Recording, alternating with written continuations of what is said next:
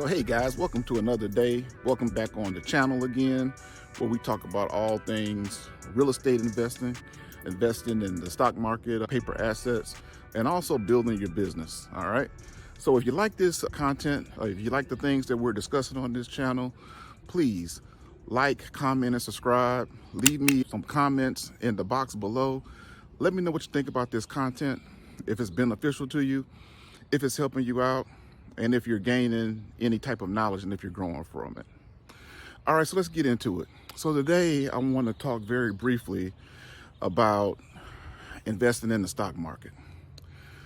Now guys, when you look back and when you look at individuals with high net worth, when you look at individuals that are successful and have accumulated wealth in this country, there's typically about 3 ways that you can do that. All right. One of those ways is to invest in real estate. If you do your research, a lot of high net earning individuals hold their money and their assets in real estate. Why do you think they do that? Well, the reason a lot of people hold their assets and they hold money in real estate is because real estate is an appreciating asset. But what do I mean by that? Let's take a car, for example. You go to a dealership, and a lot of us have experienced this, and you buy a car. Let's just say that car is $30,000. All right. Well, 5, 6, 7 years down the road, when you get ready to go and sell that car or you want to upgrade that vehicle, it is no longer worth $30,000. All right. It is worth a fraction, or it is worth what they call whatever the blue book value of that car is at that time. So guys, that's an example of a depreciating asset. All right. Now, real estate, on the other hand, it has the opposite effect. Let's say you buy a house for $30,000. Let's say you bought this house back in the 1990s. You paid $30,000 for a house. Well, guess what, guys? When you look at that house over 10 or 15 years, and let's just say you want to sell that house, or you want to refinance that house, you want to pull money out, whatever you want to do, what you find out is that over time, that house has gone up in value. Maybe you bought it for $30,000 in the 90s, but in 2023, that same $30,000 house, maybe it's worth $90,000 now. So guys, can you see the difference? Real estate appreciates over time. All right. So guys, please don't take anything that I'm saying as advice on how you should conduct your investing activities. I'm not a professional, what you call financial planner. The purpose of this channel is not how to give you instruction and guidance on how to invest in real estate or the stock markets. The purpose is just to share with you ideas, strategies that I've used that work. And it's just for education, guys. So back to the thing in terms of a house appreciating over time. You buy a house in the 90s for $30,000, and today that house could appreciate significantly in value. All right. So you got an appreciating asset on your hand, right? So guys, it's the same thing for stock, right? So history has shown over time that the stock market has been very beneficial in terms of returns. And I'm not talking about, guys, just over a few days, a few weeks, a few months. I'm talking about if you hold an asset in the stock market for 5, 10, 15, 20 years, right? Over time, what history has shown us is that you can do pretty well. All right. So investing in the stock market, that was the other way that wealthy people in this country tend to get wealthy and to stay wealthy. And the third way of creating wealth, 1 was real estate, 2, investing in the stock market. Third way of creating and sustaining wealth in this country is business ownership. And we're definitely going to talk more about that in videos to come. But today, what I wanted to focus on was investing in stock. All right. So you may say to yourself, okay, John, I don't know anything about the stock market. A lot of times I hear negative things. I hear people can lose a lot of money in stock. Right now, in this fiscal environment that we're currently in, we're in a period of high inflation rates. We're also in a period where we have a fast growing labor market, so there's a lot of jobs available, and the Federal Reserve is trying to do a lot right now to bring to bring inflation down. All right. And one of the vehicles that he's using to bring inflation down is he's increasing interest rates. All right. So what does that mean? The increase of interest rates has an effect on inflation. All right. So the higher interest rates are over time, history has shown that when interest rates are high, that has an effect to be able to cool inflation. In other words, to bring it down. All right. So we have high interest rates right now. All right. So what does that have to do with the stock market? Well, see, guys, what I've learned and what I've come to understand over time is that the stock market is driven by whatever the current fiscal policies are. You're going to have institutionalized investors. They're either going to go in and they're going to put a lot of money in the stock market, or they're going to sell their assets in the stock market, which is going to cause either one or two things to happen. The more they buy, the more prices tend to go up. The more that they sell off, it tends to have a stagnant effect or a lowering of prices. All right. So guys, we've been in this kind of environment for about the past 2 years now. And what I realized, let me tell you where I went wrong. When I was in my late 20s and 30s and I decided to get into stock investing, what I would look at is I would look at some of the top companies of the day, whether it be a Microsoft, whether it be a Google, whether it be a Yahoo, right? And at the time, you would hear things like, oh, they just went up 20%, or they had a return of 15 or 20% over the last year. I would see that, and from my point of view, I said, well, let me put money into this company and let me see what happens, right? Hopefully that money is going to grow. But guys, what I realized was I was catching it at kind of the tail end, right?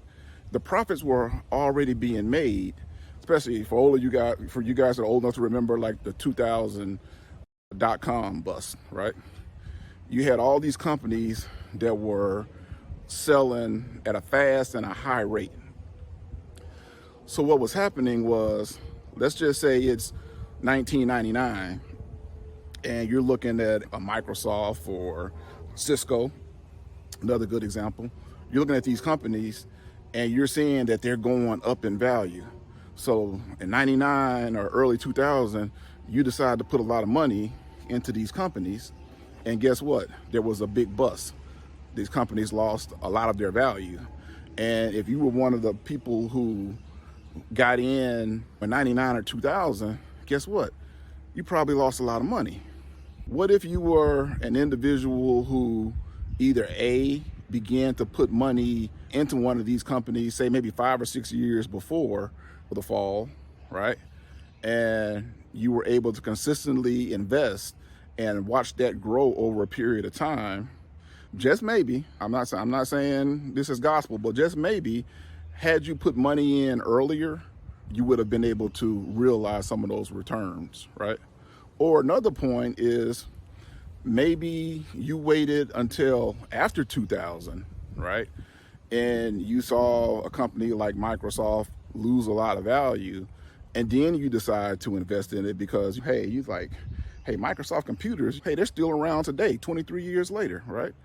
We see it in the platforms, the operating systems, all the things that Microsoft offers. So maybe if you had to put money into Microsoft post 2000, when it had already taken a big drop, and systematically and methodically, you just begin to invest a little bit every 2 weeks, every month, whenever you got paid, whenever you got a bonus or whatever, you would consistently put money in that company, and then you watch it grow over time, right?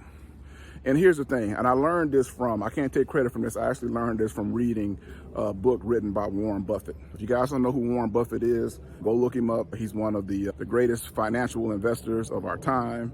He owns the company Berkshire Hathaway, one of the most profitable companies in the United States. But one of the things that Warren Buffett teaches is that When it comes to investments, two things. The first thing is you look at a company in terms of investing in it for a long period of time. In other words, it's not you put money into a company and then 3 weeks later you're looking to sell it for a gain. That's called speculation, right? Warren Buffett doesn't teach speculation, right? He teaches investing in a company for a long period of time. And how do you do that? The way you do that is you look at the leadership, you look at the financials, you look at their rate of return, you look at how much debt that they're carrying, you know, how good they are at managing that. And once you realize that the company has a solid vision, the company has a solid investment plan, the company has a solid product that's not going anywhere, Warren Buffett teaches you invest in that company for a long period of times. In other words, it's like you put money in it and you never take it out. You just let it grow and grow over time. And in that growing, you get what's known as compounding interest, right? Compounding interest, some people call that the eighth wonder of the world, right? You look at compounding interest, you look at being able to reinvest the dividends, right? That's another good thing about investing in paper assets is a lot of companies, not all, but a lot of companies will pay something called dividends, right? And in other words, they will pay you for owning their stocks. So however many stocks you got, 10, 20, 100,000 shares of stocks, for each stock that you own, they will pay you what's known as a dividend.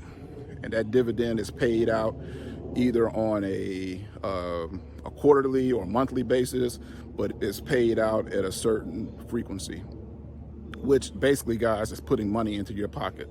And if you take the route of, you can either take those dividends in the form of a check whenever they're paid out, or you can automatically reinvest it into the company. So think about that. Company XYZ is going to pay you money to own shares in the company, and you can take that money and reinvest it in the company and watch it grow over a period of years and let it compound in interest. So guys, I'm just giving you kind of a high level view on how the wealthy and super rich get and they stay wealthy in this country, right? So back to my original point. You may be saying, well, I don't know anything about picking stocks and things like that. I don't have that financial type background to be looking at individual stocks. Well, that was the mistake that I made early on. But what I learned later on is there's something called mutual funds, and there's also something called ETFs, exchange traded funds, right? And what the beauty of these vehicles is that they invest in a sector, or what I mean by sector is they invest in a type of company, right? Or a type of index, whether it be the S&P 500, whether it be the NASDAQ, a lot of the technology companies. S&P 500 are your big name companies in the United States. So these indexes, or these ETFs, they will invest in a wide swath of these companies, right? So what you tend to have when that happens is you're not really putting all your eggs in one company. You're putting them in like 10 or 15 companies or more, right? And for each index, you will be able to go in and see what their main holdings are. So for me, I like S&P 500 indexes and ETFs. You're going to get your big companies like your Amazons, your Microsofts, your Googles, your Tesla. You're going to get those big type companies, and you're spreading it out. And watch this. A lot of ETFs gives you the advantage of paying a dividend, like what I talked about earlier. So think about it, guys. As you begin to accumulate wealth and you want to add assets to your portfolio, you think about adding houses to your real estate portfolio, but also you think about adding stocks, ETFs, paper assets, whether it be treasuries or bonds. You want to add those into your portfolio too. So guys, what that does is that gives you a hedge of protection, right? A lot of people call it diversification, because the economy impacts different financial areas at different times. In 2008, we had a big housing crisis, right? That didn't fare too well for real estate investors. And I think we saw the stock market come back quicker than we did the real estate sector.